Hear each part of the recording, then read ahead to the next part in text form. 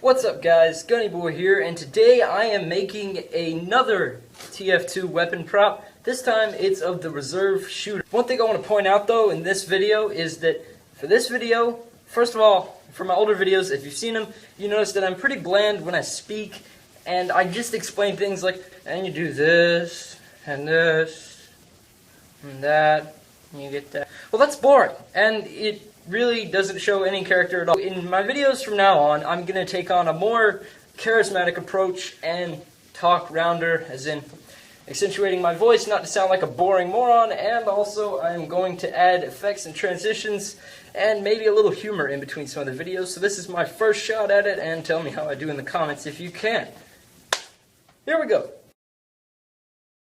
Things you'll need: micro density fiberboard, otherwise known as MDF. Sandpaper, spray paint, tape, acrylic paints for finer details, PVC piping for the magazine, a roll of tin for the barrel, power tools, because I really can't do this without them, a bug zapper,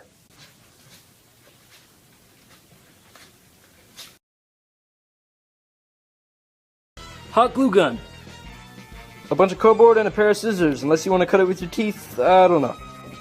And a hat, because when you're wearing a hat while making a Tf2 prop, it is guaranteed to be strange quality. So now that you got everything together, let's get to work. First, you're going to need to draw out the reserve shooter on a block of wood. In this case, it's MDF. And I drew it out using my usual sizing method, but it is longer than the wood I had. But since this is all the wood I'm cutting from here, so I made it just this short because I was trying to be cheap with my wood and etc., but it's actually this long.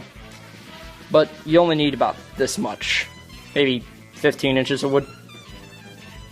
Here, as you can see, I cut out the side with my jigsaw, and then in this next part I took that side, redrew it, cut it out, and then made a duplicate side, and then made some fine cuts on the parts that were still uneven to give me two equal sides. Next, I added wood glue to the side and then sandwiched the two together with clamps and let them set so they would form one piece of wood.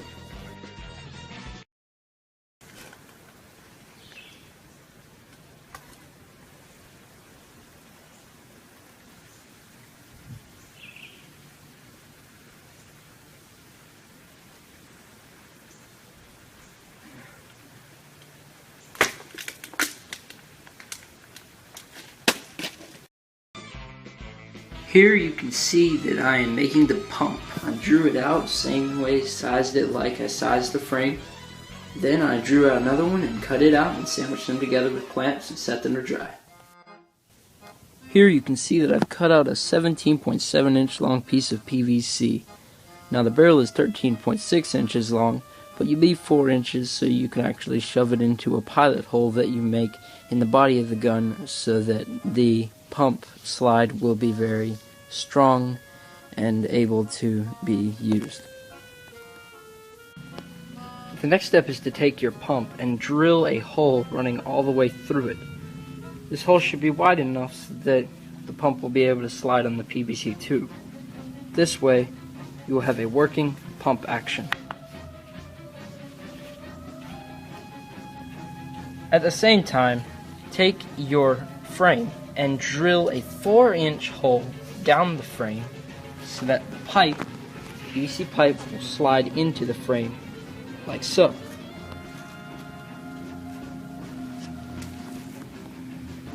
Also notice that I have drilled a 1-inch hole on the top. This is for the barrel.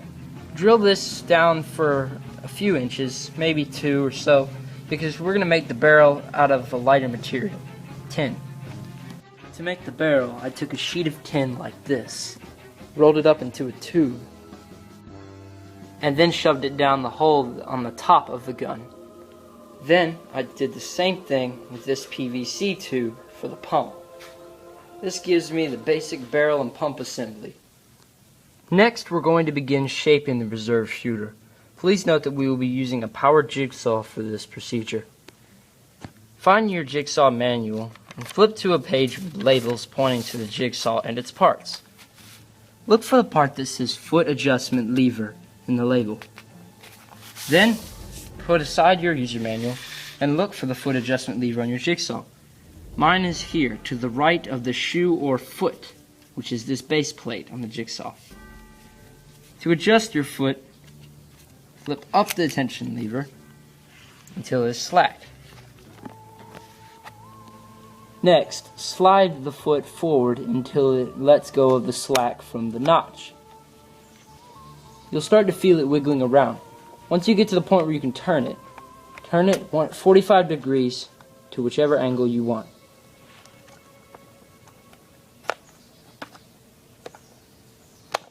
Lock it back into the notch and close the tension adjustment lever. This will lock the foot of the jigsaw at a 45-degree angle, allowing you to make angled cuts for shaping your model. Now draw pilot lines for your angling. These lines should be 0.3 to 0.5 inches from the outside of the model. This way, when you saw, it will create an angle and round off the edges, so that way you can sand from there. Also notice that I have drawn a cut line here for this, whatever the device is on the top of the reserve shooter, I don't know. I've decided to cut this off and make it out of a different material. Here you can see me beveling out the sides of the model. I started with the frame, and that went well enough. Then I moved to the pump, and almost chopped off my fingers in the process. So, I actually just got this brand new Ryobi power sander yesterday from Home Depot. And I'm going to use this for the video we're doing here. Just like that. So let's try this thing out.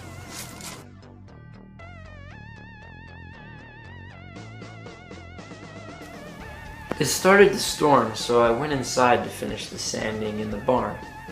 As you can see, the sander works pretty well.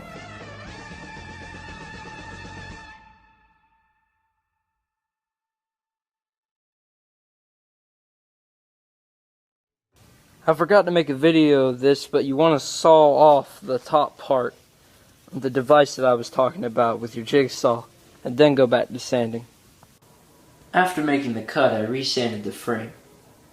Here you can see that I am slowly making my way up the grits of sandpaper, starting with a coarse 60 grit, moving on to an 80, 100, 150, and finally a fine 220 grit. This gives me a nice, smooth prop. Next, you need to make a cardboard brace for the pump. Take a regular sheet of cardboard like this, and then bend it at the sides so it forms a U shape with a flat bottom. Hot glue that to the pump, and then you get this, a brace that keeps the pump from spinning while you're pumping it, so it goes straight back and straight forward. Then use tape to hold it together and hot glue to attach it. Next, make a ring of cardboard and glue it around the pump. Then cover up the spot at the front of the pump with tape so that it will slide easily. For the piece on the back of the pump, we're going to want it to be more like a cone. So cut out a piece of cardboard.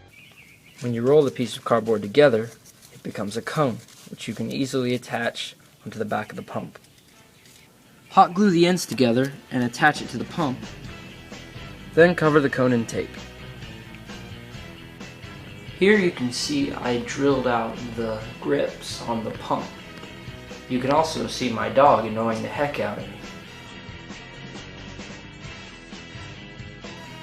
After finishing the drilling process, I then sanded it down with some 100 grit sandpaper. Now the grips are smooth, and it gives me the feeling of a realistic pump. Hot glue a ring around the PVC pipe for your pump. Once this dries, it will dry like plastic and act as a stopping mechanism to keep the pump from sliding forward anymore. Next, cut out a long strip of cardboard and wrap it around the barrel and the pump tube. You also want to cut out a little piece and shove it down here, behind the wraparound. Make a roll of cardboard at least 3 inches long and stuff it down the barrel. Then use hot glue to secure it. Make another cardboard roll and wrap it around the PVC tube. Now cut out 2 strips of cardboard. One should be 2 inches wide by 5 inches long. The other should be 4 inches wide by 5.5 inches long. Glue the little piece around the PVC barrel and the underside of the upper barrel. Next, take the larger piece and wrap it around the upper barrel and then hot glue it to the upper barrel and over the smaller piece. Next, make a trigger guard out of a strip of cardboard and a trigger out of any type of metal you have that is flexible or springs back to its original position. I use this as the trigger.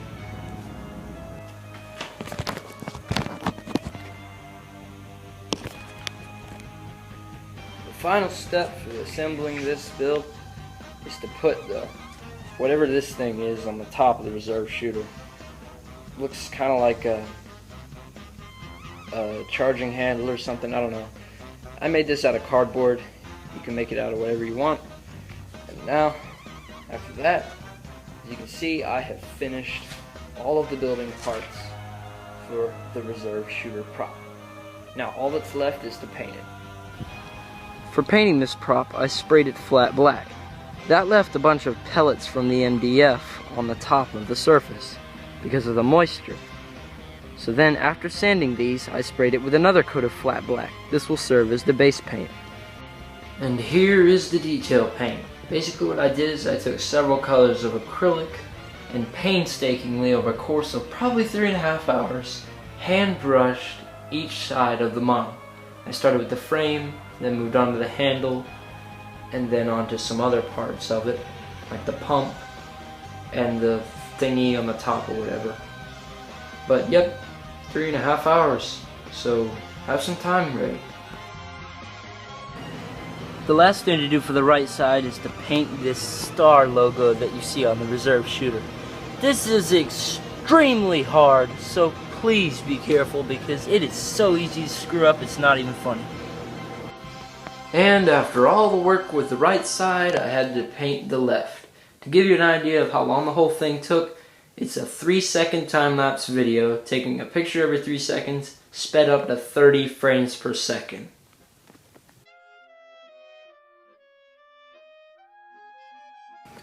Now that we've painted both sides of the model, it's time to apply some clear coat enamel. Okay guys, this ends my tutorial video for how to make a reserve shooter from Team Fortress 2. As you can see, the clear coat is dried and the whole thing looks nice and realistic. And also shiny because I used gloss clear coat. So, if you have any questions or comments about the video, or if you have any ideas for future models I should make, please post them in the comments box below. And also, if you'd like to subscribe to my videos, you can keep track when I create new ones so that you'll be able to see them as soon as they come out. I do hope you guys have enjoyed this video, and I hope you decide to build a reserve shooter yourself. Thanks for watching.